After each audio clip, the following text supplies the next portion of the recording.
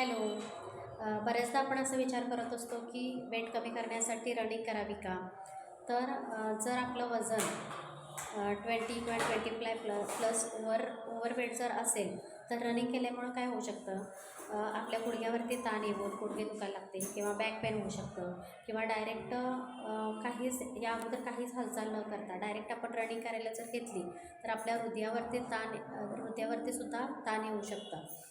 तर याशिवाय मी असं सजेस्ट करीन की रनिंग व्यतिरिक्त तुम्ही जर कार्डिओ वर्कआउट किंवा एक्सरसाइजवरती शिफ्ट झाला तर बेटर राहील आणि योग्य कोचच्या गायडन्सनी हे केलं तर अजून उत्तम राहील. कारण का आपण जेव्हा ठरवू की आपण वजन कमी करण्यासाठी हे करायला पाहिजे ते करायला पाहिजे, तेव्हा फक्त रनिंग करून आपल्या रनिंगने बऱ्याच कॅलरीज बर्न होतात, पण त्या कॅलरीज बर्न होऊन आपल्याला विकनेस येऊ शकतो. त्यामुळे त्यासाठी न्यूट्रिशनची जोड असणं अत्यंत गरजेचे आणि त्यासाठी आपल्याला योग्य कोचचा गाईडसुद्धा महत्त्वाचा आहे.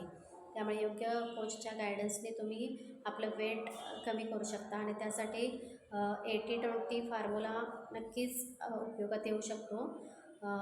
80% डाएट आणि 20% एक्सरसाइज. त्यामुळे बरंच आपलं वेट कमी होऊ शकतं, आपण फिट राहू शकतो. रनिंगपेक्षा हे छान आहे. जर फक्त रनिंग करत राहिलो तर फक्त पायाचा एक्सरसाइज होऊ शकतो, पूर्ण बॉडीचा एक्सरसाइज होत नाही. थँक्यू.